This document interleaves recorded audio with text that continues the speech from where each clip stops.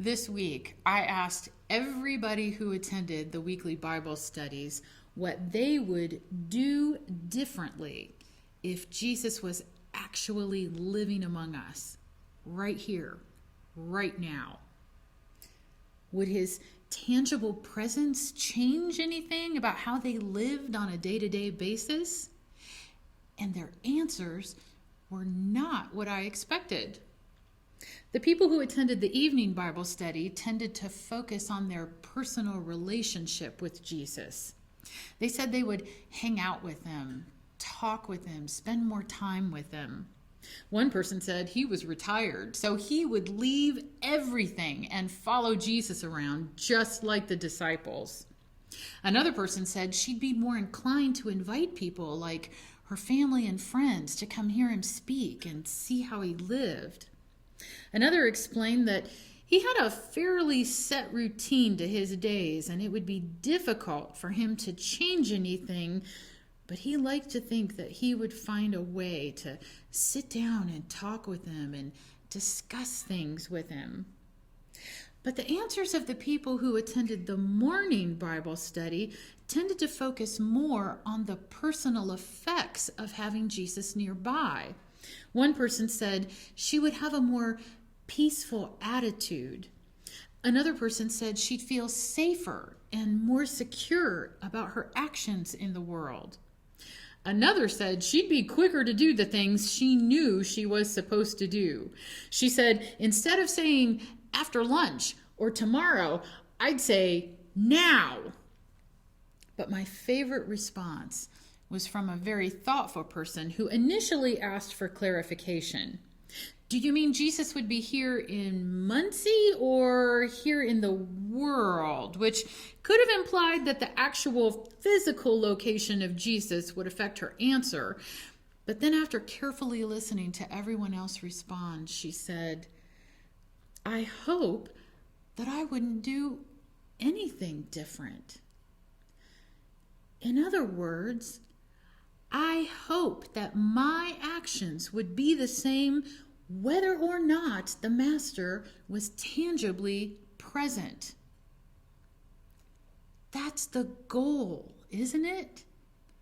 As followers of Jesus, we worship and study and serve so we can all live in a way that is pleasing to God, whether or not the Master is tangibly present. But we all know when the cat's away, the mice will play. Recent studies have shown that when the boss is gone, adult employees tend to act like teenagers whose parents have gone out of town. They sneak out early or come in late.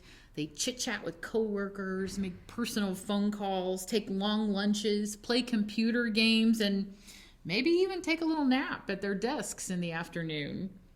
The interesting thing is that the employees' behavior in these studies was directly related to their perception of their boss. If they respected those in management and were given plenty of work that matched their particular skills, they were happy and productive workers. But if they didn't respect management, they weren't motivated to do much of anything, particularly while the boss was away. Jesus said, 3 servants of a very wealthy man were called into the boss's office before he went away on an extended leave of absence. And when they got there, each one was entrusted with a certain amount of talents, each one according to his ability. Now, we tend to think of talents as a special gift, like the ability to sing or draw or play the piano. But in Jesus' day, a talent was a large sum of money, usually found in the form of a silver coin that could weigh anywhere from 50 to 75 pounds. One talent was worth about 15 years worth of wages for a day laborer. So if you took the average annual salary in America today and multiplied it by 15, one talent would be roughly equivalent to $730,000. 2 talents would be equivalent to 30 years worth of wages, which today would be a little less than 1.5 million.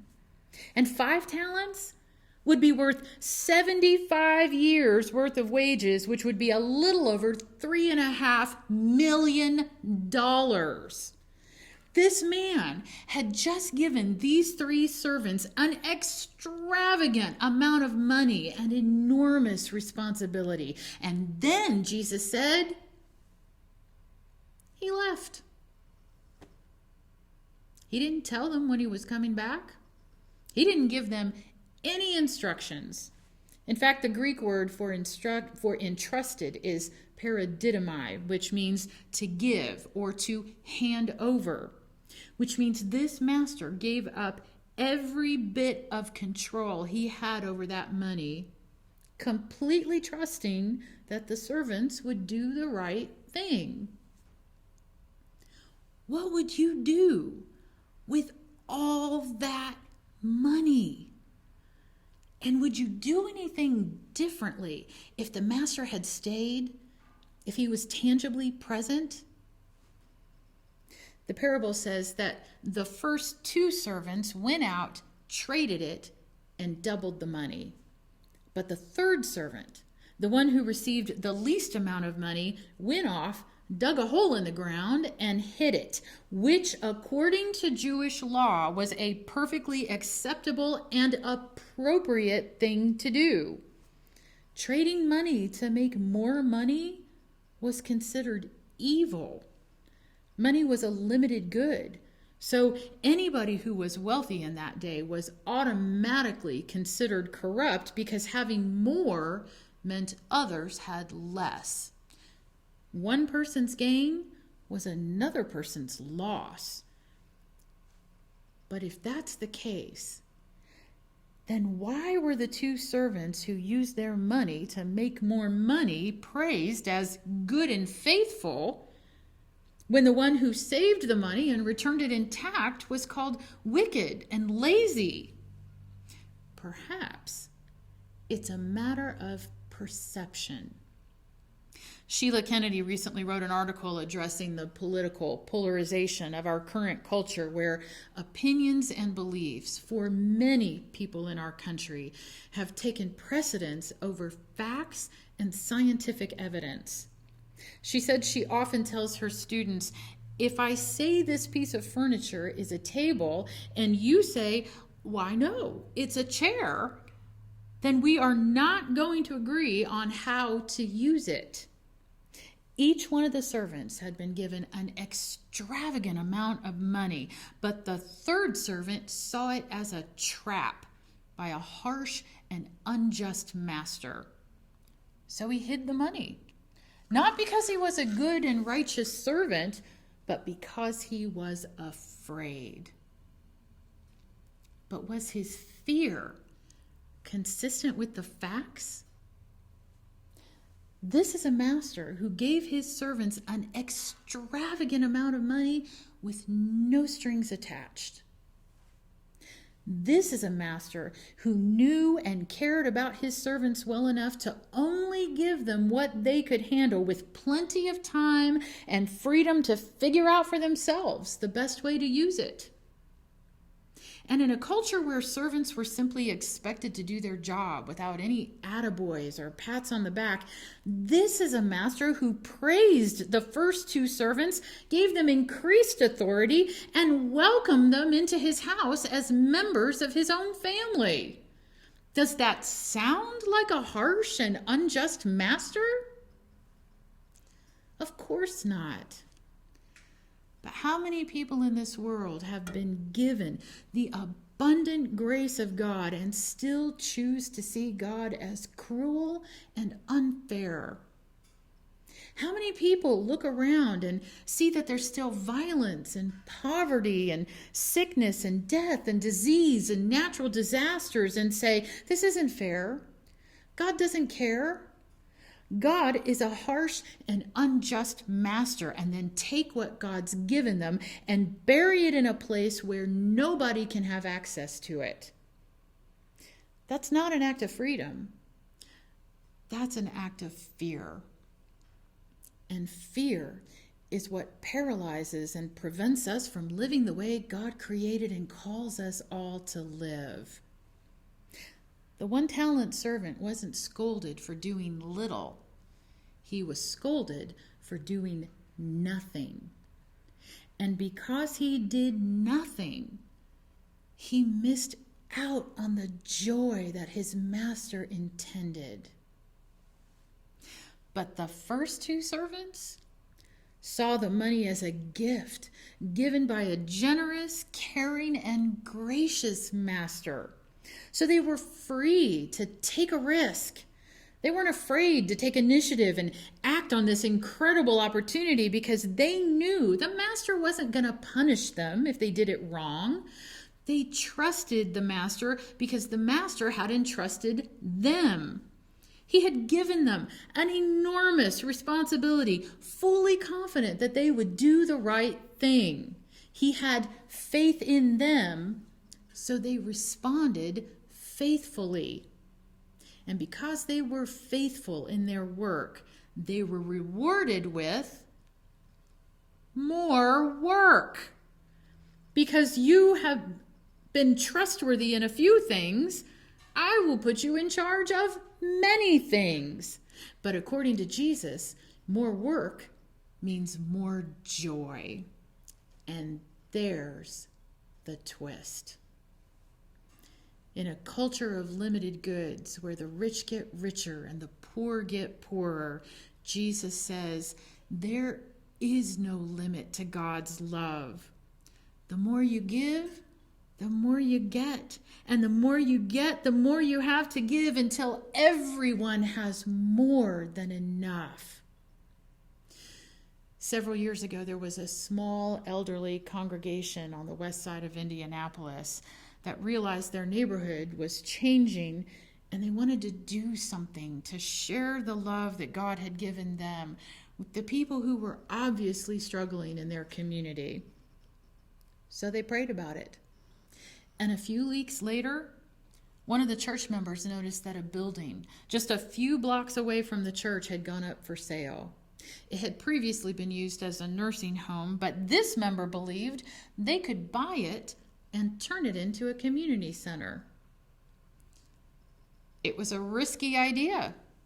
They'd have to borrow money, clean out the building, make repairs, hire a staff. But by the end of the month, that church had made an offer, obtained the financing, and closed on the sale. True story. And over the next few months, they worked harder than they had ever worked in their lives, so that by the end of the year, they had a safe place for kids to come after school, a food pantry that was open twice a month, a clothes closet that provided clothing for people in need, including an entire family who had lost everything in a fire, and a separate room with nicer clothes sold at a deep discount for people seeking employment. But they didn't stop there, because the neighborhood continued to change. So when they saw the growing Hispanic population, they offered classes in English as a second language and volunteers to help the growing number of Burmese refugees pay their bills and budget their money in a foreign economy. And the last time I checked their website, they were offering Celebrate Recovery, which is a program for families who are struggling with addiction. It has not been easy. They will be the first to tell you they've made many mistakes along the way. And several people left the church because they were afraid. Afraid of the changes, afraid of the immigrants and the refugees and those who were struggling with addiction, afraid of the responsibility, afraid of doing it wrong and losing everything. But others saw it as a gift, an extravagant opportunity that had been given to them by a generous, caring, and gracious master who had entrusted them with the people in their community who they knew were equally created, equally called, and equally loved by God. There was no time to waste. These people were right here, right now. And they knew God had faith in them to do the work that needed to be done in that time and place, whether or not the master was tangibly present. So they responded faithfully. And the more they worked, the more work they were given. And the more they were given, the more they gave. The interesting thing is that church attendance never changed. They're still a small elderly congregation. But the number of lives that have changed because of their willingness to work with the resources and the people God had given them is beyond measure. God has entrusted us all with an extravagant gift and enormous responsibility. What are you doing with the gifts that God has entrusted to you? To God be the glory, great things he has done and great things he will continue to do through those who choose to risk losing everything so that everyone can live. Amen.